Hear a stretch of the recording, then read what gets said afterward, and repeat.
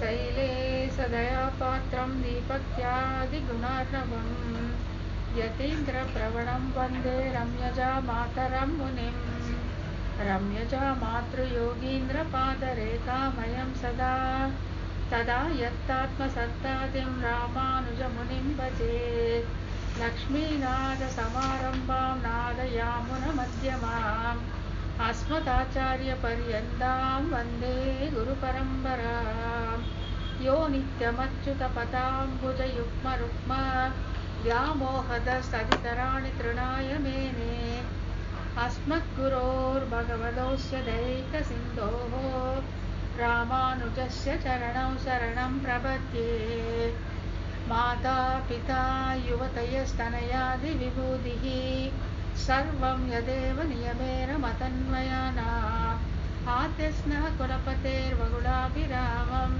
श्रीमत्ततङ्घ्रियुगलं प्रणमामि मूर्ध्ना भूतं सहश्च महदाह्रियभट्टनाद श्रीभक्तिसारकुलशेखरयोगिवाहान् भक्ताङ्घ्रिरेणुपरगालयतीन्द्रमिश्रान् श्रीमत्पराङ्गुसमुनिं प्रणतोऽस्मि नित्यम् श्रीमद्यतीन्द्रवरयोगिपदाब्जभृङ्गं श्रीवानशैलमुनिवर्यदैकपात्रं विख्यातवेदशिखरोभयतत्त्वबोधं रामानुजं कलिजितं मुनिमाश्रयामः. அனைவருக்குமே வணக்கம். நம்ம இப்போ நம்மளுடைய ஆச்சாரிய கிரீடத்திற்கு முன்னோடியாக நம்மளுடைய அந்த பெருமை மிக்க அந்த குரு பரம்பரை வைபவத்தை பார்த்துட்டு வரோம். நம்ம சுவாமி ராமானுஜர் வரைக்கும் வந்துட்டோம். இப்போ அதுக்கு அடுத்த ஆச்சாரியர் எம்பார் அப்படிங்கிறவர், அதுக்கு அடுத்தவர் பராச்சர பட்டர், அதுக்கு அடுத்தவர் நஞ்சியர், அதுக்கு அடுத்தவர் நம்பிள்ளை. இந்த 4 பேரை இன்னைக்கு இவங்களோட வைபவத்தை இன்னைக்கு பார்க்கலாம் அப்படின்னு நினச்சிருக்கேன். எம்பெருமானுடைய திருவிழா, ஆச்சாரிய திருவிழா எப்படி இருக்கோ தெரியல. இப்போ முதல்ல எம்பார் அப்படிங்கிறவர் தான் ராமானுஜருக்கு, சுவாமி ராமானுஜருக்கு அடுத்த ஆச்சாரியர். இந்த ஓரான் வழி குரு பரம்பரையில் அவர் தான் அடுத்த ஆச்சாரியர். எம்பாருடைய பூர்வாசிரம திருநாமம் கோவிந்த பிள்ளை, கோவிந்தன் அப்படிங்கிறது தான் அவரோட பேரு. அவர் சுவாமி ராமானுஜருக்கு சித்தி பிள்ளை, சித்தி சின்னம்மாவுடைய பிள்ளை, அம்மாவுடைய தங்க பிள்ளை. அம்மாவுடைய தங்க பூமி பிராட்டி, அவங்க வீட்டுக்காரர் கமலநயன பட்டர். இவர்களுக்கு பிறந்தவர் தான் இந்த கோவிந்த பிள்ளை அப்படிங்கிறவர். பூந்தமல்லி பக்கத்தில் இருக்கக்கூடிய அந்த மதுரமங்கலம் அப்படிங்கிறது தான் அவருடைய அவதார ஸ்தலம்.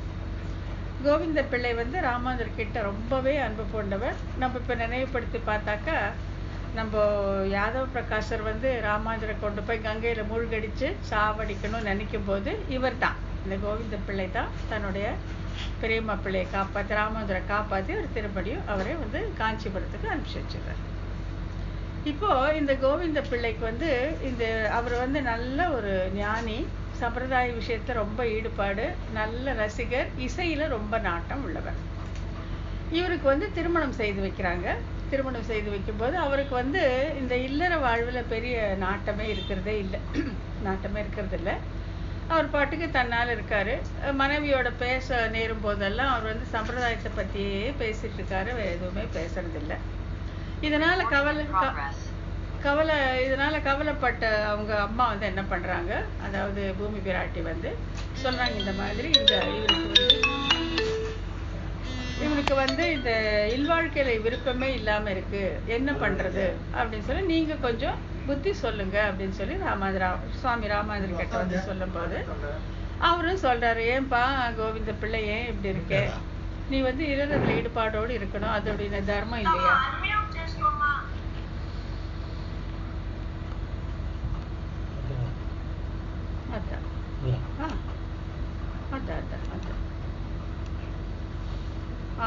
ఇప్పుడు మ్యూట్ అమ్మా, ఇప్పుడు మ్యూట్ అన్మ్యూట్ వింటుందమ్మా, వింటుందా? వింటుందా? రైట్. அப்போ கோவிந்த பிள்ளைக்கு அவர் அறிவுரை கூறுறார் சுவாமி ராமானுஜர். என்னன்னாக்கா, இது இல்லற தர்மம் கூட ஒரு ஆசிரம தர்மம் இல்லையா, அதை நீ கடைப்பிடிக்கணும் அப்படின்னு சொல்லி கொடுக்குறாரு. ஆனால் அவர் கோவிந்த பிள்ளைக்கு அதில் ஈடுபாடே வரமாட்டேங்குது. இல்லறத்தில் அவருக்கு ஈடுபாடே வரல. அவர் என்ன சொல்றாரு ராமானுஜர் கிட்ட, இந்த மாதிரி அந்தர்யாமி பிரகாசிக்கையில் அழிசாட்டியத்திற்கு இடம் ஏது அப்படின்னு சொல்லிடுறாரு. எனக்குள்ள அந்தர்யாமி பிரகாசிச்சிருக்கும் போது அந்த அனுபவத்தில் தான் இருக்கிற விரும்புகிறேனே தவிர எனக்கு இந்த மன வாழ்க்கையில் ஈடுபாடு இல்லை அப்படின்னு சொல்லிடுறாரு. அப்போ சுவாமி ராமானுஜர் சரிப்பா அப்படின்னா நீ விட்டுடுன்ட்டு அவரை சன்னியாசி ஆக்கிறாரு. சன்னியாசி ஆக்கிட்டு தன்னோட வச்சுக்கிறாரு.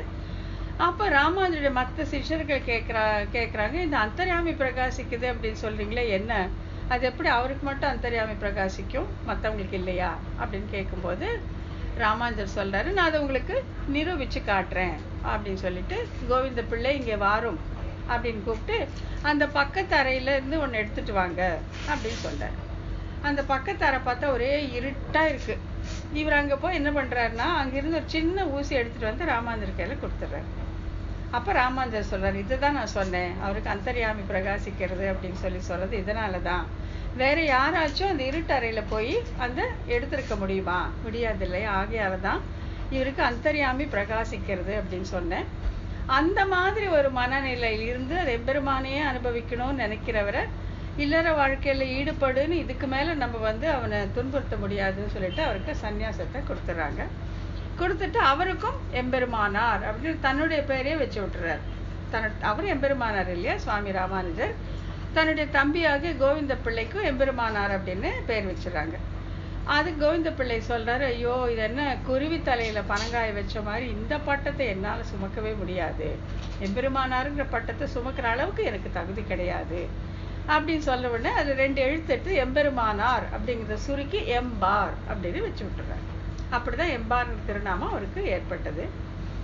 இப்போ அவர் அந்த காலத்துல இந்த அரையர் சேவை அப்படிங்கிறது ரொம்ப விமரிசையா நடக்கும். இப்போ இருக்கு. அப்போ 700 அரையர்கள் இருந்தாங்களாம். 700 அரையர்கள் இருந்தாரு. சுவாமி ராமானுஜர் எந்த பாசுரத்தை குறிப்பிடுகிறாரோ அதுக்கு அவங்க அபிநயம் பிடிப்பாங்களா, அவ்வளவு தூரம் அந்த புகழ் பெற்று இருந்தது. அப்போ ஒரு நாள் எல்லாரும் உட்கார்ந்துருக்காங்க. ராமானுஜர் முன் வரிசையில் உட்கார்ந்துருக்காரு. எல்லாம் கூட்டமா உட்கார்ந்துருக்காங்க. அரையர் அபிநயம் பிடிச்சிட்டு இருக்காரு. அப்போ பெரியாழ்வாருடைய பாசுரம், பெரியாழ்வார் தானே யசோதாவாக தன்னை பாவித்து கொண்டு கண்ணன் என்னெல்லாம் பண்ணுவான், என்னென்னலாம் லீலைகள் பண்ணுவான் அப்படின்னு அனுபவிச்சு பாசுரங்களாக அருளி செய்திருக்கார். அதுல அப்பூச்சி காட்டும் பாசுரங்கள் கொஞ்சம் ரொம்பவே ஒரு அழகான பாசுரங்கள். இந்த அப்பூச்சி காட்டுதல் அப்படின்னா என்னன்னா, இந்த சின்ன குழந்தைகள் இந்த கண் மேல் ரெப்பை இப்படி திருப்பி தன்னுடைய நண்பர்கள் பயம் காட்டுவாங்க. அது ஒரு மாதிரி பார்க்கறதுக்கு கொஞ்சம் பயங்கரமா இருக்கும். இந்த 2 கண்ணையும் இப்படி திருப்பி விட்டுட்டாக்கா பயங்கரமா இருக்கும். அதை கொண்டு போய் தங்களுடைய நண்பர்களை பயம் காட்டுறது வழக்கம். இப்போ இந்த அரையர் உயிந்த பிள்ளை அப்படிங்கிறவர் அபிநயம் பிடிக்கும் போது அப்பூச்சி காட்டுகிறான் அம்மனே அப்பூச்சி காட்டுகிறான் அப்படின்னு அந்த பாசனங்களுக்கு அபிநயம் பண்ணும் பொழுது இந்த கண்ணிமையை திருப்புற மாதிரி அபிநயம் பண்ணி காட்டுறார். ராமானுஜருக்கு அது அவ்வளவா திருப்தி வரல. சரி, அடுத்த முறை அபிநயம் படுக்கும்போது பார்த்தா ரொம்ப அழகா இப்படி சங்கு சக்கரங்களை காட்டுறார் கோவிந்த பிள்ளை. அப்போ ராமானுஜர் திரும்பி, கோவிந்த பிள்ளை பின்னால் நீர் இருக்கிறீரோ அப்படின்னு கேட்கிறார். என்னன்னா, கோவிந்த பிள்ளைக்கு அவ்வளோ ஈடுபாடு அந்த சங்கீதத்திலையும் அந்த நடனத்திலையும். அவர் பின்னாலேருந்து உயிந்த பிள்ளைக்கு அடையாளம் காட்டுறாரு. இப்படி கண்ணை புரட்டி காட்டாத, அப்பூச்சி காட்டுறான்னு கண்ணை புரட்டி காட்டாத, சங்கு சக்கரத்தை காட்டு அப்படின்னு பின்னாலேருந்து சிக்னல் கொடுக்குறாரு. அதை பிடிச்சு உயிந்த பிள்ளை கரெக்டா இது பிடிச்சோன்னா ராமானுஜருக்கு ரொம்ப சந்தோஷம் ஆகி, கோவிந்த பிள்ளை நீர் இங்கே தான் இருக்கிறீரோ, பின்னால் அமர்ந்திருக்கிறீரோ அப்படி ரொம்ப சந்தோஷமா சொல்றாரு. இது ஏன் இப்படி கண்ணை புரட்டி காட்டினப்போ ஏன் பிடிக்கல, சங்கு சக்கரம் காமிச்சப்போ ஏன் பிடிச்சதுனாக்கா, கண்ணன் மற்ற குழந்தைங்களை போல இல்லை. மற்ற குழந்தைங்க கண்ணை அந்த மாதிரி திருப்பி அப்பூச்சி காட்டலாம். அவன் சாட்சாத் பரமாத்மா. அவன் எப்படி அப்பூச்சி காட்டுவான்னா, ஒரு சின்ன தன்னை ஒத்த பையனை தனியா ஒரு இடத்துக்கு கூட்டிட்டு போய் திடீர்னு சங்கு சக்கரங்கள் எடுத்து காட்டுவான். அந்த குழந்தை பயந்து ஓன்னு அலறுமா. அலறினோடனே அவனை கட்டி பிடிச்ச, ஐயோ பயப்படாத, நான் தான்டா அவன் ஃப்ரெண்டு, சும்மா காட்டினேன்டா. அப்போ சங்கு சக்கரத்தை காட்டி அவன் அப்பூச்சி காட்டுவான். ஏன்னா பரமாத்மா கண்ணனாக இங்க லீலைக்காக தானே அவதரித்திருக்கான். அவன் மற்ற சாதாரண பிள்ளைகளை போல இமைகளை புரட்டி காட்ட மாட்டான். சங்கு சக்கரங்களை வைத்தே பயமுறுத்தி பிள்ளைகளோடு மகிழ்ந்து விளையாடுவான் அப்படின்னு அந்த எண்ணத்துல இந்த கோவிந்த பிள்ளை எம்பார் சொன்னது. அவர் அந்த உயிந்த பிள்ளை அபிநயம் பிடிக்கவே ராமானுஜருக்கு ரொம்ப சந்தோஷமாயிடுது. அந்த மாதிரி ஒரு பரம ரசிகர் எம்பார். ராமானுஜருடைய வடிவழகு சூர்ணிகை அப்படின்னு ஒண்ணு இருக்கு. பத்மமெனத்திகள் பைங்கழல் உந்தன் பல்லவமே விரலும் ஆரம்பிக்கிறது சுவாமி ராமானுஜரோட வடிவழகு ஒரு வர்ணிக்கும். அது இவர் பண்ணதான், எம்பார் பண்ணியதுதான் அந்த அந்த வடிவழகு சூர்ணிகை. எம்பாருக்கு அடுத்ததாக இருக்கக்கூடிய ஆச்சாரியர் வந்து பட்டர், பராசர பட்டர். பராசர பட்டரை சொல்றதுக்கு முன்னால கூரத்தாழ்வான், பராசர பட்டருடைய தந்தையாகிய கூரத்தாழ்வானை குறித்து ஒரு சின்ன குறிப்பு பார்த்துலாம். ஏன்னா கூரத்தாழ்வான் வந்து நேரடியாக இந்த குரு பரம்பரையில் இல்லாத போதும் கூரத்தாழ்வானை விட்டுட்டு நம்மளால பேசவே முடியாது. ஏன்னா அவர் பண்ண அந்த தியாகமோ அவருடைய ஞானமும் வந்து நம்ம கொஞ்சமாச்சும் பேசியே ஆகணுங்கிறதுக்காக கூரத்தாழ்வானை பற்றி கொஞ்சமாக இங்கே நம்ம சொல்லிடலாம். கூரத்தாழ்வான் நம்ம பார்த்தோம் இல்லையா, அதாவது சோழ மன்னன் வந்து ராமாஞ்சரை தீர்த்து கட்டணும்னு நினச்சப்போ தானே தான் ராமாஞ்சர் அப்படின்னு சொல்லி அங்கே போய் அங்கே அவருடைய பார்வையை இழந்து விடுகிறார், அவருடைய கண்கள் குருடாகி விடுகிறது. ஆகையால் தான் அது வந்து எம்பெருமானார் தரிசனத்துக்காக தன் தரிசனத்தை தந்தவர் ஆழ்வான் அப்படின்னு சொல்லுவாங்க. இந்த எம்பெருமானார் தரிசனம் அப்படிங்கிறது இன்னொரு வாட்டி நம்ம ஷார்ட்டாக இது பண்ணிக்கலாம். எம்பெருமானார் தரிசனம் அப்படின்னாலே சுவாமி ராமானுஜர் எப்படி பார்த்தார், இந்த விசிஷ்டாத்வைத்தம்ங்கிறது என்ன, வைஷ்ணவம் என்ன என்பது என்னங்கிறது அவருடைய பார்வை, அவரை அதை எப்படி ஒழுங்குபடுத்தி மற்றவர்களுக்கு சொல்லி கொடுத்தார் அப்படிங்கிறது தான் எம்பெருமானார் தரிசனம். அதில் என்னென்னா ஸ்ரீமன் நாராயணனே தத்துவம், ஸ்ரீமன் நாராயணனே உபாயம், ஸ்ரீமன் நாராயணனே பலன். மூணுமே அவன்தான் தத்துவம், அவன்தான் உபாயம், அவனே பலன். இப்படி இருக்கிறது தான் எம்பெருமானார் தரிசனம் அப்படின்னு சொல்லி அதை தான் அவர் பரப்பனாரு, எல்லாருக்கும் சொல்லி கொடுத்தாரு.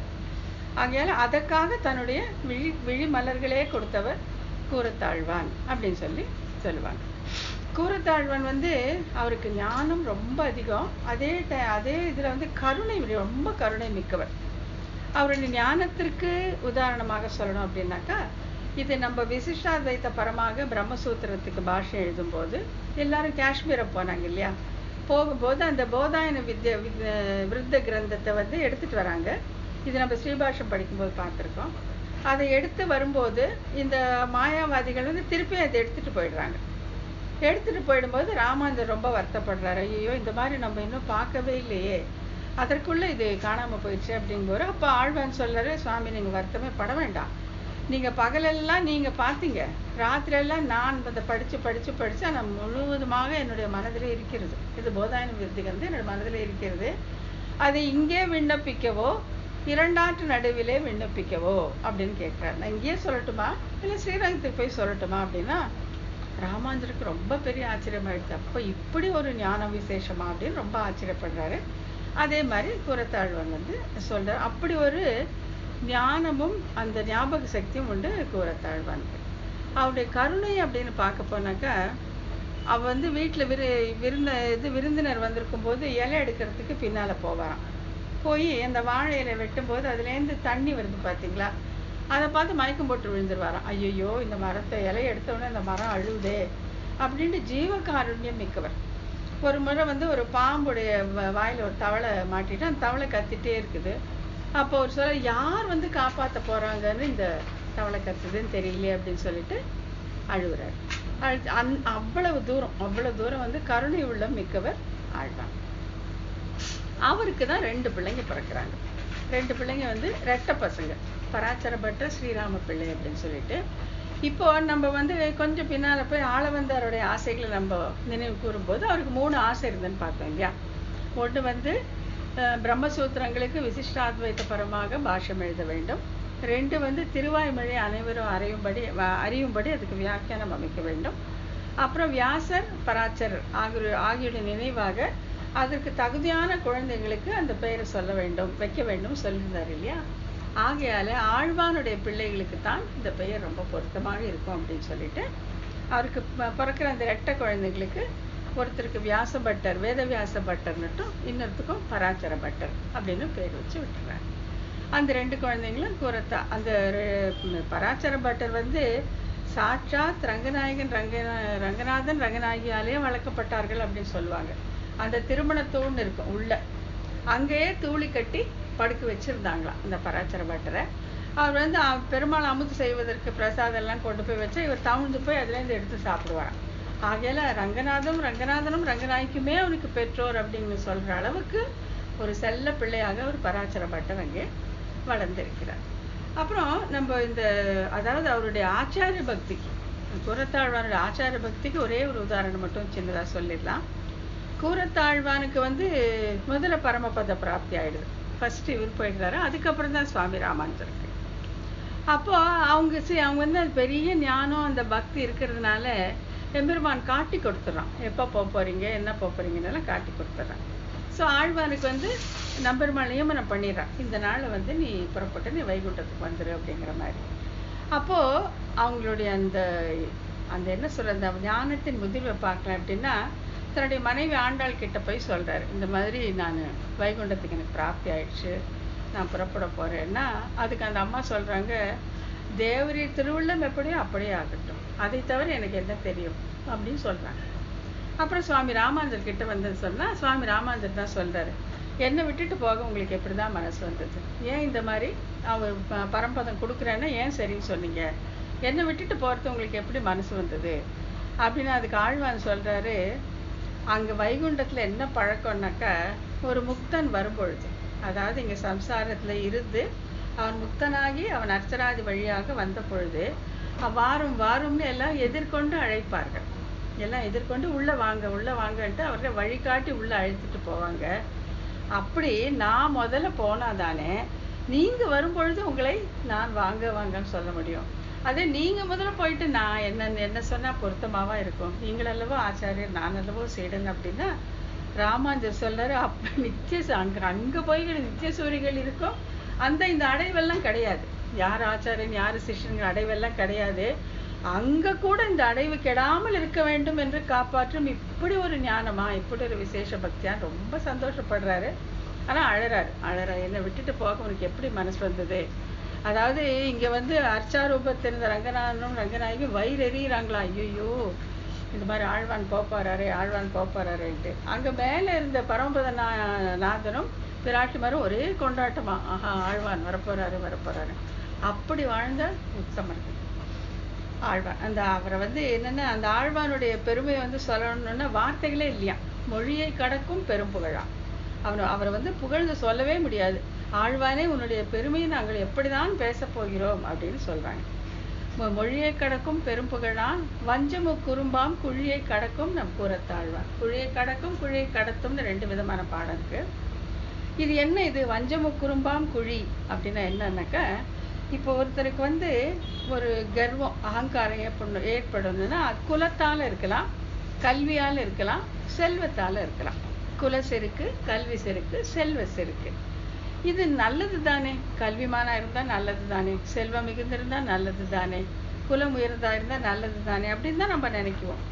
ஆனா இது வந்து படுகுழி அப்படிங்கிறாங்க. ஏன்னா இப்போ வந்து ஒரு பெரிய குலத்துல ஒரு பெரிய அந்த குல மகாத்மியம் இருந்தா அவருக்கு தன்னால நினைக்க தோன்றும், நான் மிகுந்த உயர்ந்த குலத்தை சேர்ந்தவன் அப்படின்ட்டு அந்த கர்வம் எப்படி இருந்தாலும் அவங்க மனசுல வரும். அது என்ன பண்ணுனாக்கா, இந்த சம்சாரத்திலே அவர்களே பூண் கட்டும், அந்த நினைப்பு இருந்துட்டே இருக்கும், அந்த ருசி வாசனை இருந்துட்டே இருக்கிறதுனால இதை விட்டுட்டு அவங்களால போக முடியாது. அதே மாதிரிதான் கல்வியும், அதே மாதிரிதான் செல்வமும். ஆகையால அவர் என்ன சொல்றாருன்னா, இந்த 3 வந்து வஞ்சமு குறும்பு, இந்த செல்வ செருக்கு, கல்வி செருக்கு, குல செருக்கு வந்து வஞ்சமு குறும்பாம் குழி. அது வந்து இந்த ஜீவனை வந்து அப்படியே அதுல போட்டு அழுத்தி மேல வராம செஞ்சிரும். அந்த கடத்தும் கூரத்தாழ்வான், அது அவர் கடந்தவர் நம்மளையும் கடத்துவார். கூரத்தாழ்வான் வந்து நம்மளை அதை கடத்து விடுவார் அப்படின்னு சொல்லிட்டு, இந்த ஆபத்திலேந்து இந்த வஞ்சமு குறும்பாம் குழியில விழாம நம்மளை காப்பாற்றக்கூடிய அந்த பெருமை வந்து அந்த மகாத்மியம் கூரத்தாழ்வானுக்கு உண்டு. ஆகையால் தான் அவர் மொழியை கடக்கும் பெரும்புகழான் வஞ்சமு குறும்பாம் குழியை கடத்தும் நம் கூரத்தாழ்வான் சரண் கூடிய பின் எனக்கு ஒண்ணு கஷ்டமே, அல்லா வழியை கடத்தல் எனக்கு நீ யாதும் சிரமம் என்றே அப்படின்ட்டு திருவரங்க தம்பதினார் சொல்றார். அவர் வந்து ராமானுஜருக்கு மிகவும் பிரியமான சிஷ்யர் கூரத்தாழ்வான். இப்போ இது கூரத்தாழ்வானை பத்தி சொல்லிட்டு இருந்தா போயிட்டே இருக்கும், அதனால ரொம்ப பெருசாயிடுன்னு சொல்லிட்டு, அவருடைய புத்திரர் தான் இந்த பராச்சர பட்டர். பராச்சர பட்டருடைய பெருமை பேசணும்னால அதுக்கு தனியாவே ஒரு இது வேணும். அவர் வந்து சிங்கக்குருகு அப்படின்னு, சிங்கக்குட்டியாது, சிங்கக்குட்டி மாதிரி அப்படி ஒரு ஞானம். அதாவது அவருடைய ஞானம் வந்து நகைச்சுவை கலந்து இருக்கும். அவருடைய சம்வாதங்கள் எல்லாம் பார்த்தீங்கன்னா சிரிக்காம இருக்கவே முடியாது, அந்த மாதிரி பேசக்கூடியவர். அவர் எவ்வளோ ஞானி அப்படிங்கிறது சின்ன வயசுல அவர் வாழ்க்கையில நடந்த ஒன்று மட்டும் சொல்லலாம். என்னன்னா, அவர் மணல் வெளியில விளையாடுறாரு. நம்ம ஸ்ரீரங்கத்துல மணல் வெளி இருக்கு, வெள்ளகோபுரம் பக்கத்துல, அங்க விளையாடிட்டு இருக்காரு. அப்போ வந்து சர்வஜ்ஞ பட்டர் அப்படின்னு சொல்லி ஒருத்தர், அவர் என்ன பண்றாரு, அவருக்கு அந்த காலத்துல அந்த அந்த வித்வான்களுக்கே அது ஒன்று இருந்தது, இன்னும் ஜெயிக்கணும் இன்னும் ஜெயிக்கணும், இன்னொருத்தரை தோத்தடிக்கணும் அப்படின்னு வந்துட்டு அவர் வந்து ஸ்ரீரங்கத்துக்கு வந்து ராமானுஜரோட வாத போர் புரிந்து அவரை தோக்க வைக்கணும்னு வர்றாரு. அவர் வரும்பொழுது இந்த பராசர பட்டர் வந்து விளையாடிட்டு இருக்காரு. 6 வயசு குழந்தை, 5-6 வயசு குழந்தை விளையாடிட்டு இருக்க போற அந்த சர்வஜ்ஞ பக்தர் நில்லும் நில்லும் அப்படின்னு சொல்றாரு. பல்லக்கில் வந்துட்டு இருக்காரு, நில்லுங்க அப்படிங்கிறாரு. எங்க போறீங்க அப்படின்னாக்கா, நாங்க வந்து ராமானுஜர்னு ஒருத்தர் இருக்காராம இந்த ஊர்ல, அவர் வந்து நாங்க வாத போர்ல வெல்றதுக்காக வந்தோம் அப்படின்னா, நீங்க ராமானுஜரை வெல்றது இருக்கட்டும், முதல்ல என்னுடைய கேள்விக்கு பதில் சொல்லிட்டு நீங்க போங்க அப்படின்னு அந்த பராசர பட்டர் குழந்தை சொல்றான். இது என்ன, நீ என்ன சின்ன குழந்தை, பரவாயில்ல, அவர் சின்ன குழந்தைன்னு எல்லாருக்குமே விருப்பம் தானே. அவரும் ஒத்துக்கிறாரு. சரிப்பா நீ கேளுப்பா அப்படின்னா, கையில ஒரு பிடி மணலை எடுத்துட்டு இதுல எவ்வளவு மணல் இருக்குன்னு சொல்லுங்க அப்படின்னு கேட்கிறாரு. அவர் விழுந்து விழுந்து சிரிக்கிறார் அந்த சர்வஜ்ஞ பட்டர். இது ஒரு கேள்வியா, எப்பேற்பட்ட புத்திசாலியால கூட மணல் இத்தனை எப்படி எண்ண முடியும், முடியவே முடியாதுப்பா, அவனுடைய கேள்வியே தப்புன்னா அதுக்கு பட்டர் சொல்றாரு, அட சர்வஜ்ஞ பட்டரே, இது ஒரு பிடி மணல்ல உங்களுக்கு சொல்ல தெரியலையா, உங்களுக்கு யார் என்ன சொல்லி தெரியும், எவ்வளவு மணல் இருக்குன்னு தானே கேட்டேன், ஒரு பிடி மணல்ல சொல்ல தெரியலையே, நீங்க என்ன போய் எங்க ராமானுஜரோட வாதம் பண்ண போறீங்க அப்படின்னு சொல்லிட்டு சிரிக்கிறாரு. உடனே இந்த சர்வஜ்ஞ பட்டர் கீழே இறங்கி வாரி அணைத்து கொஞ்சம், ஆஹா இப்படி ஒரு குழந்தையான்ட்டு பல்லக்கில் அவரை உட்கார வச்சு இவரு ஊர்வலமா கூட்டிட்டு வீட்டுக்கு போறாரு. அப்படிப்பட்டவர் இந்த பராசர பட்டர். அவரு பெரியவரான அப்புறம் ராமானுஜருக்கு தோணுது, இவரை தான் வந்து நம்ம அடுத்ததாக இந்த இதுல உட்கார வைக்கணும், குரு பரம்பரையில் இவர் தான் வரணும் அப்படின்னு சொல்லிட்டு, இப்ப நம்ம முன்னால ராமானுஜர் காலத்துல ஒண்ணு பார்த்தோம் இல்லையா, அதாவது அந்த யக்ஞமூர்த்தி அப்படின்னு சொல்லி ஒரு அத்வைத்த சித்தாந்தி இருந்தாரு. அவரோட வாத போர் புரிந்து அவரை வந்து அருளாள பெருமாள் எம்பெருமானார் அப்படிங்கிற திருநாமத்தோட தன்னுடைய சிஷ்யராக ஏற்றுக்கிட்டாரு. தன்னுடைய சிஷ்யர்களை சிலரையும் வந்து அவருக்கு சிஷ்யராக்கி வைத்தார் அப்படின்னு பார்த்தோம். அவர் இப்ப ஸ்ரீரங்கத்துல இருக்காரு. இப்ப இந்த காலகட்டத்துல வந்து மேல்கோட்டையில வந்து ஒரு வேதாந்தி இருக்கிறார். அவரும் வந்து மிகச்சிறந்த ஒரு அத்வைத்த சித்தாந்தி, ஒரு ராஜாக்கு சமமா வாழ்ந்துட்டு வர்றாரு. அவர் ரொம்ப நிறைய சிஷ்ய கோடி, ரொம்பவே புகழ்பெற்று இருக்காரு. ஸோ ராமானுஜருக்கு என்னன்னா, அவரை எப்படியாவது நம்முடைய சித்தாந்தத்துக்கு கொண்டு வந்து விட்டால் அடுத்த ஆச்சாரியராக இருப்பார் அப்படின்னு நினைச்சிட்டு அதுக்காக வந்து பட்டர் அனுப்புறார். பராசர பட்டரை வந்து நீங்க போய் அந்த வேதாந்தியோட வாக்குவாதம் புரிந்து அவரை வந்து நம்ம சம்பிரதாயத்துக்கு கொண்டு வந்து ஸ்ரீரங்கத்துக்கு கூட்டிட்டு வந்துருங்க அப்படின்னு சொல்றாரு. பராசர பட்டர் போறாரு. இங்க ஸ்ரீரங்கத்துல இருந்து மேல்கோட்டைக்கு போறாரு. மேல்கோட்டையில அவர் ரொம்ப ரொம்ப புகழோட வாழ்ந்துட்டு இருக்காரு. அங்க போய் எல்லாம் கேட்கறாங்க என்ன விசேஷம்னு பட்டரை கேட்கும்போது, பட்டர் வந்து நான் அவர் மாயாவாதிகளை பார்க்கணும், அவர் பேரும் வந்து மாதவாச்சாரியர், நான் அவரை பார்க்கணும் அப்படின்னா, இப்ப பார்க்கவே முடியாது, நீங்க அவரை பார்க்கணும்னு 6 மாசத்துக்கு நீங்க இங்க இருக்கணும் அப்படிங்கிறார். பட்டர் சொல்ற 6 மாசம் எல்லாம் என்னால இங்க இருக்க முடியாது, ஸ்ரீரங்கத்துல எனக்கு ரொம்ப வேலை இருக்கு, இன்னைக்கு நாளைக்கு பாக்குற மாதிரி ஏதாச்சும் ஏற்பாடு இருந்தா நல்லா இருக்கும் அப்படிங்கிறாங்க. உடனே அவங்க சொல்றாங்க, அவர் வந்து ஆயிரக்கணக்கானவர்களுக்கு தினம் அன்னதானம் பண்ணுவார்.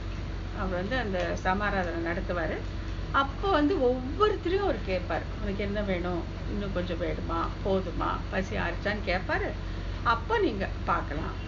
அதே மாதிரி இந்த பட்டர் போய் அந்த ததியாராதனை கூட்டத்துல உட்காந்துக்கிறார்.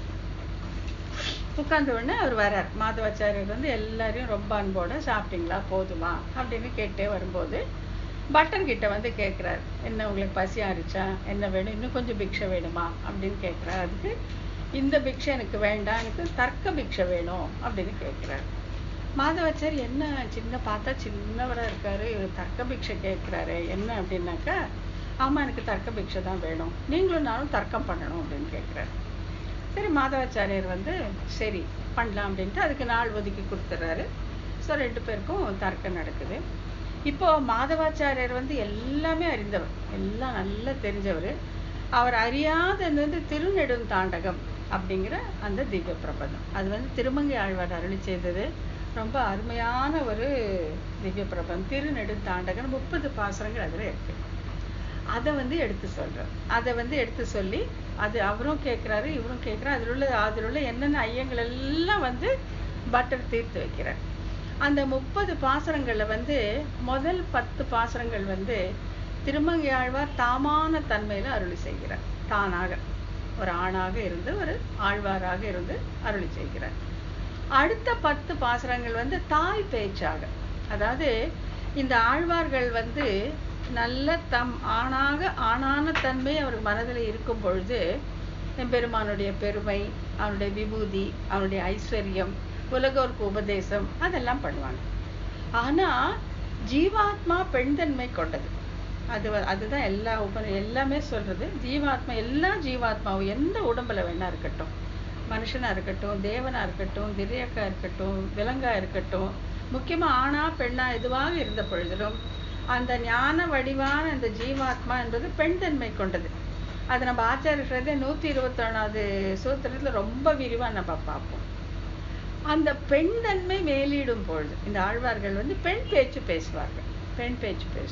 அதாவது ஞானத்தில் தன் பேச்சு, பிரேமத்தில் பெண் பேச்சுன்னுவாங்க. ஞானம் மிகுந்த ஆண்களாக தம்மை உணரும் பொழுது ஞானத்தை பேசுவாங்க, பிரேமத்தில் பெண் பேச்சு. தங்கள் ஜீவாத்மா தன்மை மேலிட்டு தன் பெண்மையாக தன்னை உணரும் பொழுது பெண் பேச்சு பேசுவார்கள்.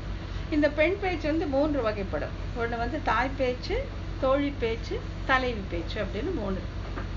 ஆகையால இந்த அடுத்த 10 பாசுரங்கள், முதல் 10 பாசுரங்கள் திருமங்கை ஆழ்வார் தம்மை ஆணாக உணர்ந்து பேசிய ஞானத்தில் தம் பேச்சு. அடுத்த 10 பாசுரங்கள் இதுல பெண் பேச்சு, பிரேமத்தில் பெண் பேச்சு, ஆனால் தாய் பாசுரமாக அமைந்தது. அந்த 10 தாய் பாசுரங்கள்ல அந்த தாய் வந்து விண்ணப்பம் செய்யறா, எப்படியெல்லாம் என்னுடைய மகள் வந்து விட்டு எம்பெருமானை பிரிந்து வருத்தப்படுகிறா அப்படின்னு சொல்றாங்க. கடைசி 10 வந்து தலைவி பேச்சு, தோழியிடம் வந்து எம்பெருமானுடைய பெருமைகள் எல்லாம் பேசுற மாதிரி இருக்கு. இது வந்து இப்போ எல்லா 4000 பாசுரங்களுக்கும் வந்து இது வியாக்கியானம் அருளி செய்தவர் வந்து பெரியவாச்சான் பிள்ளை. ஆனா இந்த இது திருநெடுந்தாண்டகத்துக்கு மட்டும் பட்டர் அருளிய வியாக்கியானம் ரொம்ப அருமையானது. அவர் என்ன பண்ணியிருக்காருனாக்கா, பகவத்கீதையில ஒரு ஸ்லோகம் இருக்கும், மச்சிந்தா மத்கத பிராணா போதயந்த பரஸ்பரம் அப்படின்ட்டு. அப்போ இந்த முதல் 10 பாசுரங்கள் வந்து மச்சிந்தாக்கு சமமானது அப்படின்னு அழகா காட்டி கொடுத்திருப்பார். அடுத்த 10 பாசுரங்கள் வந்து மத்கத பிராணா, என்னை விட்டு இருக்கவே மாட்டார்கள். கடைசி வந்து போதயந்த பரஸ்பரம், தலைவியும் தோழியும் ஒருத்தருக்கு ஒரு பேசி அனுபவிக்கிற மாதிரி இந்த திருநெடுந்தாண்டகம் பாசுரங்களை வந்து அப்படியே வந்து அந்த பகவத்கீதை ஸ்லோகத்துல அந்த 3 சொற்களோட பொருந்து விட்டுருப்பார். இதைத்தான் அவர் வந்து அப்படியே வந்து ஒரு மாதவாச்சாரியர் சொல்லி கொடுத்து அவருக்கு கம்ப்ளீட் நல்லாவே முழுக்க புரிஞ்சு போயிடும் இது என்ன ஏது அப்படின்னு சொல்லிட்டு அவர் வந்து தன்னுடைய அந்த கொள்கையை விட்டுட்டு இவருக்கு சீடராகிறார். அவருக்கு வந்து வயசு 60க்கு மேல, இவர் சின்ன வயசு 32 வயசா 35 வயசுல தான் பட்டருக்கு. ஆனா இவரோடவே ஸ்ரீரங்கத்துக்கு வரதாக தீர்மானம் பண்ணி அவருக்கு இருந்த அந்த சொத்தை எல்லாம் வந்து 3 பங்கா செஞ்சுட்டு அவருக்கு 2 மனைவிமார்கள், அந்த 2 மனைவிமார்களுக்கும் 2 பங்கை கொடுத்துட்டு இன்னொரு பங்கு வந்து ஆச்சாரிய காணிக்கை கொடுத்துட்டு அவரோடைய ஸ்ரீரங்கத்துக்கு வந்துடுறார். ஸ்ரீரங்கத்துக்கு வந்துட்டப்போ வந்து சன்னியாசம் எடுத்துக்கணும்னு நினைக்கிறாரு. அப்போ வந்து அனந்தாழ்வான் அப்படின்ட்டு அவரும் ராமானுஜருடைய சீடர். அவர் கேட்குறாரு, அப்பா நீங்க ரொம்ப சௌகுமாரியமானவர், சொகுசா வாழ்ந்தவர், நீங்க எப்படிதான் வந்து சன்னியாச ஆசிரமத்தை ஏற்றுக்க போறீங்கன்னா, இல்லை நான் வந்து சன்னியாச ஆசிரமத்தை ஏற்றுக்கொள்ளதான் போறேன்ட்டு எடுத்துக்கிறார். எடுத்துட்டு அவர் வந்து என்னன்னா பட்டரை வந்து பல்லக்கில் உட்காந்து தூக்கி போகும்போது அவரும் சுமக்கிறார்.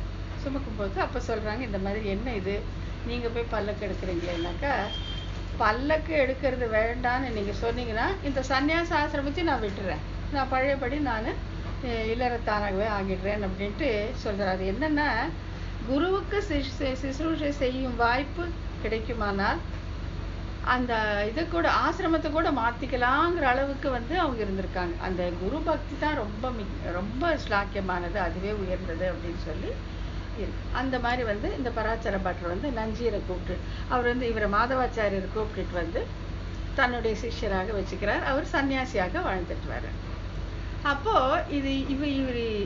இவர் வேற அத்வைத சித்தாந்தத்துல இருந்து விசிஷ்டாத்வைத்தத்துக்கு வந்த பொழுதும் கூட அவர் சொல்லக்கூடிய சில அர்த்தங்கள் அவ்வளோ நல்லா இருக்குமா. திருவாய்மொழி பாசனங்களுக்கு அவ்வளோ அழகா அர்த்தம் சொல்லுவாராம். அது நம்ம அந்த இடம் வரும்போது பார்த்துக்கலாம். அதை பார்த்து இவர் பட்டரே அப்படியே மயக்கம் போட்டு விழுவாராம். இது என்ன, இது ஆச்சரியமா இருக்கு, இவர் இப்பதான் இன்னைக்கு நேற்று தான் வந்தார் இந்த சம்பிரதாயத்துல, இப்பேற்பட்ட அர்த்தம் எல்லாம் எனக்கு தோணவே இல்லையே அப்படின்னு சொல்லி அவருக்கு மயக்கமே வந்துருமா பட்டருக்கு. அந்த மாதிரி சொல்லும்போது அவரை வாரி அணைச்சு நம்ஜீயர், இவர் நம்ஜீயர் அப்படின்னு சொன்னதுனால அவருக்கு நஞ்சியர் என்னும் அந்த திருநாமம் ஏற்பட்டது அப்படின்னு சொல்லுவார். இப்போ இந்த பராசர பட்டர் வாழ்க்கையில் முக்கியமாக இது பார்த்தோம். ஆனால் பராசர பட்டருக்கு வந்து ரொம்ப சிறிய வயதிலே அவருக்கு வந்து பரமபத பிராப்தி கிடைச்சிருது. ரொம்ப சிறிய வயதிலே கிடைச்சிருது.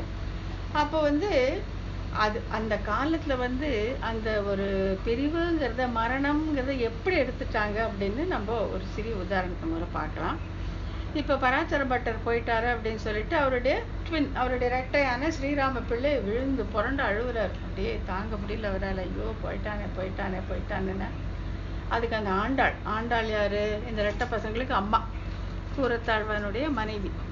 அவங்க என்ன சொல்றாங்கன்னாக்கா, ஏன் இப்படி என்ன பங்காளி ஜெயித்து விட்டான் என்று நீ சங்கடப்படுறியா அப்படின்னு கேட்குறாங்க. அதாவது அவனுக்கு பரமபதம் கிடைச்சிருச்சே, எனக்கு கிடைக்கலேங்கிற பொறாமையால் இப்படி நீ நடந்துக்கிறியா அப்படின்னு இருக்கிற பிள்ளைய கேட்குறாங்க. இந்த மாதிரி எல்லாம் நீ அழுது புலம்பிட்டு இருந்தா நான் இருக்க மாட்டேன், நான் கோயிலே இருந்துடுறேன், நான் உன்னோட இருக்க மாட்டேன்னு சொன்னவன் அவர் வந்து ஐயோ இனிமேல் இப்படியெல்லாம் அழமாட்டேன் அப்படின்னு சொல்லிட்டு அப்படியே தாயாருடைய பேச்சை கேட்டு அவர் வந்து அதுக்கப்புறம் இருந்து அந்த தரிசனத்தை நடத்தி கொண்டு போகிறார் அப்படின்ட்டு. அதாவது தன்னுடைய ரெட்டை இறந்து விட்டதை நினைச்சு வருத்தப்படுறது அந்த அம்மா அப்படி சொல்லி மாத்துறாங்க. உனக்கு பங்காளிக்கு வெற்றி கிடைத்தது, அவனுக்கு மோட்சம் கிடைத்தது, நீ வைத்தறிச்சல் படுறியா நீ அப்படின்னு சொன்னாக்கா, அப்போ அதாவது அந்த மரணத்தை பத்தி நம்ம யோசிக்கிறதுக்கும் அவங்க யோசிக்கிறதுக்கும் எவ்வளோ வேறுபாடு இருக்கு அப்படிங்கிறத நம்ம இங்கேருந்து பார்த்துக்கலாம்.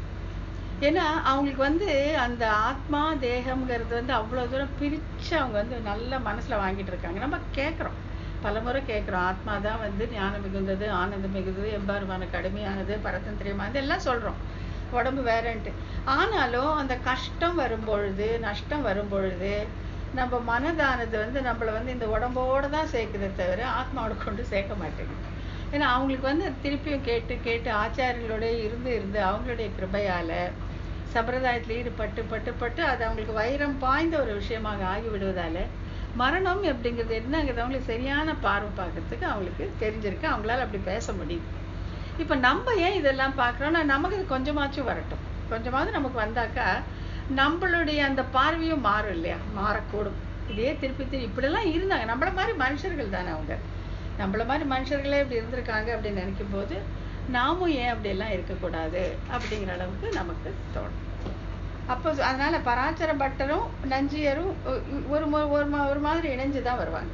ஸோ பராசர பட்டருக்கு அதாவது சின்ன வயசுல பரமபத பிராப்தி ஆனதுனால அடுத்த ஆச்சாரியராக நஞ்சியர் வருகிறார். நஞ்சியர் வரும்போது நஞ்சியர் பண்ண முக்கியமான ஒரு இது என்னன்னா, திருவாய்மொழிக்கு 9000 படி அப்படிங்கிற வியாக்கியானத்தை அவர் எழுதி வைக்கிறாரு. இப்போ அவருக்கு பல சிஷ்யர்கள். நஞ்சியருக்கு அடுத்தபடியாக வந்ததுவர் நம்பிள்ளை அப்படின்னு. நம்பிள்ளையும் ஒரு ரொம்ப முக்கியமான ஆச்சாரியர். அப்போ எம்பார், பட்டர், நஞ்சியர், நம்பிள்ளை. இவருடைய நம்பிள்ளையோட இயற்பெயர் வந்து நம்பூர் வரதாச்சாரியார் அப்படிங்கிறது அவருடைய பேர். அவரு நஞ்சியருக்கு அவர் மேல் ரொம்ப பிரியம். அவங்க அப்படியே இருந்துட்டு வரும்பொழுது இந்த இவர் வந்து நஞ்சியர் வந்து அந்த 9000 படி வியாக்கியானம் எழுதுறாரு இல்லையா, இதை வந்து யாரையாச்சும் கொண்டு ஏடுபடுத்த வேண்டும், அதை எழுதி வைக்கணும், பட்டோலைப்படுத்துதல் அப்படின்னு சொல்லுவாங்க. அது பண்றதுக்கு யாருன்னப்போ எல்லாரும் வந்து இந்த நம்பூர் வரதாச்சாரி அவருடைய கையெழுத்து ரொம்ப அழகா இருக்கும், அவர் வச்சு பண்ணிக்கலாம் அப்படின்ட்டு அதே மாதிரி பண்றாங்க. அவரும் எழுதி வைக்கிறாரு. அப்போ அவருடைய வீடு வந்து காவேரியுடைய அந்த கரையில இருக்கு. அந்த காலத்துல வந்து பாலம் கிடையாது, பாலம் இல்லாததுனால தண்ணியிலே இறங்கி தான் போகணும். அவர் இறங்கி போகும்போது வெள்ளம் வந்து அந்த ஓலை சோடையெல்லாம் அடிச்சுட்டு போயிடுனா அவர் என்ன பண்றாரு, ஐயோ ஆச்சாரியன் கொடுத்த வேலை இப்படி நான் முடிக்காம போயிட்டோமே அப்படின்னு சொல்லி அன்னைக்கு எல்லாம் உட்காந்து தன்னோட நினைவுலேருந்து அதை அழகாக எழுதிடுறாரு. இன்னொரு வாட்டி எழுதி எடுத்துட்டு வந்து நஞ்சியர்கிட்ட காட்டுறாரு. நஞ்சியர் அதை பார்த்துட்டு, அடடா இது ரொம்ப அருமையா இருக்குது, நான் சொன்னதை காட்டிலும் ரொம்ப அருமையான இதெல்லாம் இருக்கே அப்படின்ட்டு ரொம்ப சந்தோஷப்படுத்தி, நீர் நம்பிள்ளை ஐயா அப்படின்னு அவரை அணைச்சிக்கிறார். அன்னிலேருந்து நம்பூர் வரதர் வந்து நம்பிள்ளை அப்படிங்கிற நம்பிள்ளை, என்னுடைய பிள்ளை அப்படின்னு ஆயிடுறார். நஞ்சியர் காலத்துக்கு அப்புறம் நம்பிள்ளைகள் அவர் தான் ஆச்சாரியராகி அவர் வந்து எல்லாருக்கும் உபதேச மார்க்கத்தை பண்ணிட்டே இருக்கார். அப்போ என்ன ஆகுதுன்னு சொன்னாக்கா, இவர் வந்து நம்பிள்ளை வந்து ஈடு 36,000 படி அப்படின்னு சொல்லிட்டு இந்த திருவாய்மொழிக்கு 36,000 படி வியாக்கியானம் எழுதுறார். இதெல்லாம் என்னங்கிறத நம்ம வந்து அந்த அடுத்து மேல் கொண்டு வரும்போது இந்த 1000 படிங்கிறது என்ன, 36,000 படி, 30,000 படி என்னன்ட்டு பின்னால பார்க்கலாம். இந்த 36,000 படி அப்படிங்கிற திருவாய்மொழி வியாக்கியானம் ரொம்பவே அருமையாக இருந்தது. இப்போ அதை வந்து என்ன பண்ணுவார்னாக்கா, நம்பிள்ளை வந்து திருவரம் கோயிலில் உட்காந்து சொல்லுவாராம். எங்கன்னு சொன்னாக்கா, இப்போ நம்ம கோயிலில் நுழைஞ்சு போன இப்படி வலது பக்கம் திரும்பினாக்கா அங்கே ஒரு தூண் இருக்கும். அந்த தூணில் வந்து சாய்ந்து உட்காந்துக்கிற மாதிரி ஒரு பலகை மாதிரி ஒன்று இருக்கும். அங்கே உட்காந்து தான் நம்பிள்ளை வந்து அந்த ஈடு 36,000 படியை சொல்லுவாராம். அவர் சொல்கிறது அவ்வளோ நல்லா இருக்கும்னு சொல்லிட்டு கூட்டம் எல்லாம் வந்து அங்கே உட்காந்துக்குமா. அப்போ வந்து நம்பெருமாள் யாரு, இது ஸ்ரீரங்கத்தில் இருக்கக்கூடிய உற்சவர். அவரு புறப்பாடு கண்டருடும் போது கூட யாரும் போக மாட்டாங்களாம். அப்போ எல்லாம் இது என்ன நம்பெருமாள் கோஷ்டியா நம்பிள்ளை கோஷ்டியான்னு ஆச்சரியப்படுவாங்களா. யாருமே கூடவே எல்லாம் இங்கே தான் இருப்பாங்களா, இங்கேயே உட்காந்து கேட்டுட்டு இருப்பாங்களே தவிர புறப்பாடுக்கு கூட யாரும் போக மாட்டாங்களாம். அப்போ ஸ்ரீரங்கநாதனுக்கு ரொம்ப ஆச்சரியமாச்சு, இது என்ன இப்படி ஒரு ஆளா, இந்த மாதிரி ஒரு ஞானமா அப்படின்னு சொல்லிட்டு அவரு என்னதான் சொல்றாரு திருவாய்மொழி ஈடை பத்தின்னு சொல்லிட்டு தன்னுடைய பாம்பு பரவணையிலேருந்து எழுந்து வந்து அங்கே ஒரு இது இருக்கும், அங்கே ஒரு ஜன்னல் வழியை எட்டி பார்க்கறதுக்கு முயற்சி பண்றாரு.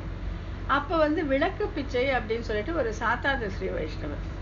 அப்போது சாத்தாத ஸ்ரீ வைஷ்ணவர்கள் தான் வந்து திருமேனி காவல்லாம் எல்லாரும் போயிட்டா கூடவே இருக்கணும், பெருமாள் கூடவே இருக்கணும், அந்த அர்ச்சாரூபத்தோடவே இருக்கணும்.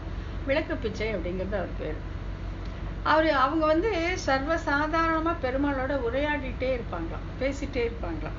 இந்த மாதிரி என்ன எப்படி அப்படின்ட்டு சர்வசாதாரணமா நம்ம நண்பர்கள் கிட்ட பேசுற மாதிரி பெருமாள் கிட்ட பேசிட்டு இருப்பாங்களாம். அவங்களும் இவங்களோட பேசுவாங்களாம். அப்போ இவர் இந்த படுக்கையை விட்டு ரங்கநாதர் எழுந்து போய் நம்பிள்ளையுடைய உரையை கேட்கலாங்கும் போது விளக்கு பிச்சை, ஐயோ என்னப்பா பண்ற நீ, அர்ச்சாவதாரத்தில் இப்படி எல்லாம் பண்ணலாமா, வா வந்து படுத்துக்கோ, நீ இல்லாம வெறும் ஆதிசேஷனை மட்டும் பார்த்தா பக்தர்கள் பயந்து விடுவார்கள் அப்படின்னு அவர் இழுத்து கொண்டாந்து படுக்க வச்சுட்டாராம். படுக்க வச்சுட்டு உனக்கு காலம் வரும், பின்னால் கால மணவாள மாமனியில் ஒருத்தர் வரப்போறாரு, அவர்கிட்ட ஈடு கேட்கலாம், இப்போ நீங்க பேசாமல் படும் அப்படின்னு படுக்க வச்சுட்டாருன்ட்டு. அப்படிப்பட்டது தான் அந்த நம்பிள்ளையுடைய அந்த உரைத்திறன். அப்படி வந்து அவர் பேசுவாரு. இவர் இவ்வளோ பெயர் பற்றி இவ்வளோ பெருமையுடன் விளங்குவதை பார்த்துட்டு ஒருத்தர் இருக்கார், அவர் பேர் கந்தாடை தோழப்பன் அப்படிங்கிறது அவரோட பேர். அந்த கந்தாடை தோழப்பனுக்கு கொஞ்சம் வயிற்றெரிச்சல் ஆயிடுது. எப்பவுமே அது இருக்கு இல்லையா, ஒருத்தர் வந்து நல்ல புகழோட மேலே வந்தால் அவர் சந்தோஷப்படுறதுக்கும் இருப்பாங்க, அவரை பிடிக்காம போறதுக்கும் சில பேர் இருப்பாங்க. அது எப்பவுமே நம்ம பார்க்கறது தான். அந்த கந்தாடை தோழப்பன் என்ன பண்றாரு அப்படின்னாக்கா, இவர் மேல ரொம்ப எரிச்சல் ஆயிடுச்சு, இப்படி ஒரு பேரா இவருக்கு அப்படின்னு சொல்லிட்டு என்ன பண்றாரு, வேணும்னு அவரோட விவாதம் பண்ணி சண்டை பண்ணி அவரை ரொம்ப ரொம்ப கண்ணாமின்னான்னு பேசி அவரை மனசை ரொம்ப வருத்தப்படுற மாதிரி பண்ணிடுறாரு நம்பிள்ளை வந்து ரொம்ப சாதுவானவர், ரொம்ப சாத்விகர். அவர் வந்து ஒண்ணுமே பதில் பேசாம கண்ணில் தண்ணியோட அங்கேருந்து போயிடுறாரு. இந்த கந்தாடை தோழப்பர் வீட்டுக்கு போறாரு. கந்தாடை தோழப்பர் வீட்டுக்கு போறதுக்கு முன்னால இந்த விஷயம் வந்து அவருடைய பத்னிக்கு தெரிஞ்சு போயிடுது. யாரு, கந்தாடை தோழப்பருடைய மனைவிக்கு அந்த விஷயம் தெரிஞ்சு போய் கோபமான கோபம், நம்பிள்ளை மாதிரி ஒரு ஆச்சாரியர் கேட்டு இப்படி அபச்சாரப்பட்டு வந்து நிக்கிறாரு, இவர் இன்னைக்கு 1-2 பாத்துறதுன்ட்டு கோபமா நிக்கிறாங்க அந்த அம்மா. இவரு வராரு. கந்தாடை தோழப்பர் வந்த உடனே அந்த அம்மா ஒன்றும் கவனிச்சுக்கிறதே இல்லை. எப்படியாச்சும் தினம் அவர் வந்த உடனே அவர் கால் தொலைக்கிறதுக்கு தண்ணி கொடுத்து உள்ள உட்கார வச்சு விசிறி முகம் தொடச்சிக்கிறதுக்கு எல்லாம் கொடுத்து தீர்த்தம்லாம் கொடுத்து உபச்சாரம் பண்ணுவாங்க. அது மனைவியுடைய கடமை, அதை அவங்க செய்வாங்க. இன்னைக்கு வந்து ஒண்ணுமே கண்டுக்கவே இல்லை, பேசாம உள்ள போயிட்டாங்க. அவர் போய் தேவி என்ன ஆச்சு உனக்கு, இன்னைக்கு எனக்கு கால் தொலைக்கிறதுக்கு தண்ணி கொடுக்கல, குடிக்கிறதுக்கு தண்ணி கொடுக்கல, என்னம்மா ஆச்சு அப்படின்னாக்கா, நீங்களே யோசிச்சு பாருங்க என்ன நடந்தது இன்னைக்கு அப்படின்னு சொன்னா அவர் எல்லாம் சொல்றாரு. இது உங்களுக்கே நியாயமாப்படுதா, எப்பேற்பட்ட ஆச்சாரியர் நம்பிள்ளை, அவர்கிட்ட போய் இப்படி அபச்சாரப்படலாமா, பெரிய தப்பாச்சே, இந்த மாதிரி ஏன் பண்ணீங்க அப்படின்னு சொன்னாக்கா அவரும் ஞானி, பெரிய ஆச்சாரியர் தான். என்னமோ அந்த குணத்தால, அந்த குண விபாகத்தால அப்படி நடந்துட்டார். அப்ப சொல்ல, ஆமா நான் பண்ணது தப்புதான் போல இருக்கு, தப்புதான் நான் ஒத்துக்கிறேன், இப்ப என்ன பண்ணலாம் அப்படின்னா, வாங்க நம்ம போய் அவர்கிட்ட மன்னிப்பு கேட்கலாம், நீங்க போய் மன்னிப்பு கேளுங்கிறாங்க. அதுக்கு அவர் கந்தாடை தோழப்ப சொல்ல, இல்ல நீ கூட வந்தா நல்லா இருக்கும், உன்னுடைய புருஷகாரன் கொஞ்சம் சுலபமா மன்னிச்சிருவாரு அப்படின்ட்டு 2 பேரும் விளக்கு எடுத்துட்டு போலாம் வான்னு வீட்டை விட்டு வெளியில வராங்க. வரும்பொழுது பார்த்தா திண்ணையில் யாரோ ஒரு வெள்ளையா ஒரு போர்வையை போத்துட்டு படுத்துட்டு இருக்கிறாங்க. அடடா இது யார் இந்த காலத்தில் அப்படின்ட்டு எழுந்துருங்க எழுந்துருங்கன்னு பார்த்தா நம்பிளை வந்து முக்காடு போட்டு படுத்துட்டு இருக்கிறாரு.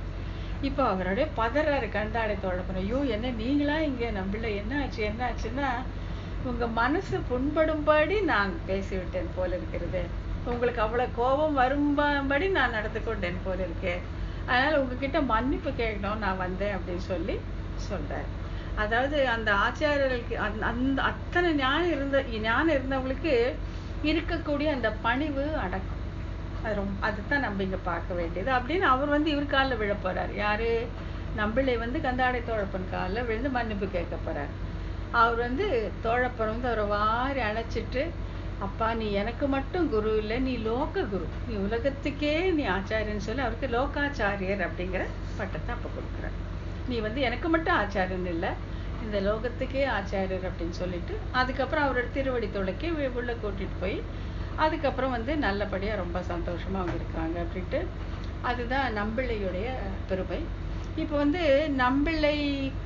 நம்பிளைக்கு முக்கியமான சிஷ்யர்கள் 2 பேர், பெரியவாச்சான் பிள்ளை, வடக்கு திருவீதி பிள்ளை. இவங்க 2 பேரும் அவருக்கு 2 கண்ணு மாதிரி அப்படின்னு சொல்லுவாங்க. யாரு? வடக்கு திருவீதி பிள்ளையும் பெரியவாச்சான் பிள்ளையும். இப்போ இந்த இவர் எழுதுறாரு இல்லையா, இந்த வீடு 36,000 படி எழுதும் பொழுது அவருடைய சிஷ்யர்களை இன்னொருத்தர் என்ன பண்றாருன்னா அது இன்னும் கொஞ்சம் விரிவாக்கி 1,00,000 கிரந்தங்கள் இருக்கும் மாதிரி எழுதிடுறாரு. ஆனா அது வந்து நம்பிளைக்கு பிடிக்கல. அதாவது நான் சொல்லாததெல்லாம் பிரமாணங்கள் இல்லாததெல்லாம் எழுதுனீங்க அப்படின்னு சொல்லிட்டு அதை வந்து சக்கரை அந்த காலத்துல அப்படிதான் டெஸ்ட்ராய் பண்ணுவாங்களாம். அது சக்கரை தண்ணி ஊற்றி எறும்பு புத்துக்குள்ள போட்டுறாங்க, ஆகையால் அது போயிடுது. இப்ப இவர் சொல்றத வந்து ஏழுபடுத்தணும் இல்லையா, இந்த ஈடு 36,000 படியை வந்து ஏழுபடுத்தணும். அதுக்குதான் வந்து வள்ளல் வடக்கு திருவீதி பிள்ளை அவர் தான் வந்து அதை ஏடுபடுத்துறார், அதை எழுதுறார். ஈடு 36,000 படி ஏடுபடுத்தியவர் வள்ளல் வடக்கு திருவீதி பிள்ளை. அப்ப பெரியவாச்சான் பிள்ளை என்ன பண்ணாரு அப்படின்னு பார்த்தாக்கா அவர் வந்து 24,000 படி வியாக்கியானம் எழுதுறார். 24,000 படி வியாக்கியானம் எழுதுறார். இந்த படி வியாக்கியானங்கள் எல்லாம் நம்ம தனியா ஒரு இதுல நம்ம பார்த்துக்கலாம். ஆகையால இப்படிதான் இப்போ இருக்க பாக்கி இருக்கிறவங்க யாரு? பெரியவாச்சான் பிள்ளை இருக்காரு, வள்ளல் வடக்கு திருவீதி பிள்ளை, அப்புறம் பிள்ளை லோகாச்சாரியர். அது வரைக்கும் வந்துட்டாக்கா நமக்கு ஓரான் வழி குரு பரம்பரை முடிச்சிடும். அதுக்கப்புறம் மாமுனிகள், அஷ்டதிகஜங்கள், அது இப்ப நம்ம பார்க்க மாட்டோம். இப்ப இந்த வள்ளல் வடக்கு திருவீதி பிள்ளையுடைய சரித்திரத்தை பார்க்கும்போது நம்முடைய கதாநாயகனாகிய அழகிய மணவாள பெருமாள் நாயனார் இங்க வந்துட்டாக்கா அவருடைய சிறப்பு என்ன அப்படிங்கிறத பார்த்துட்டா நம்ம வந்து ஆச்சாரியர்கள் இதுக்குள்ள நுழைஞ்சிட்டாக்கா அப்புறம் அது வந்து ஆச்சாரியோட சிறப்பு இது வரைக்கும் ஒரு பேக்ரவுண்டோட பார்த்துட்டோம். அப்புறம் நூலின் சிறப்பு, அப்புறம் விஷயத்தின் சிறப்பு பார்த்துட்டா நம்ம வந்து நேரடியா நம்ம சூத்திரங்களுக்கு போயிடலாம். இப்போ வந்து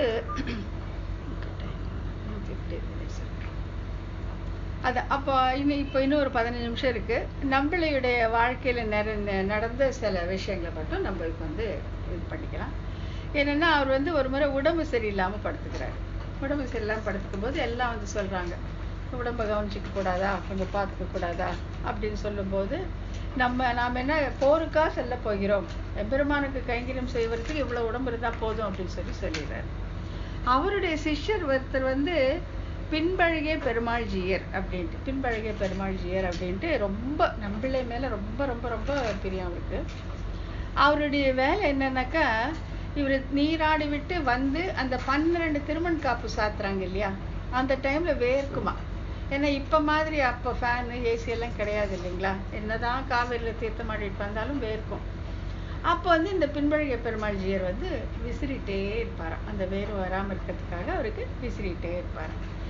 இந்த பின்பழகிய பெருமாள் ஜீயருக்கு ஒரு முறை உடம்பு சரியில்லாம போயிடுச்சு, ரொம்ப படுத்துட்டு அப்புறம் அப்ப சில ஸ்ரீ வைஷ்ணவர்கள் வந்து பாக்குறதுக்கு வராங்க. அப்ப அவங்க கிட்ட சொல்றாரு, நீங்க எல்லாம் போய் நம்பெருமாள் கிட்ட எனக்கு சீக்கிரம் நல்லா ஆகணும்னு கொஞ்சம் விண்ணப்பம் பண்ணீங்கன்னா நல்லா இருக்கும் அப்படிங்கிறாரு. அப்ப அவங்க எல்லாம் இது என்ன நம்ம இதுக்கே விருத்தமா நீங்க பேசுறீங்களே, நம்ம எப்பாச்சும் பெருமாள் கிட்ட போய் எனக்கு அது வேணும் இது வேணும் கேட்கறது உண்டா, அது தப்பாச்சு.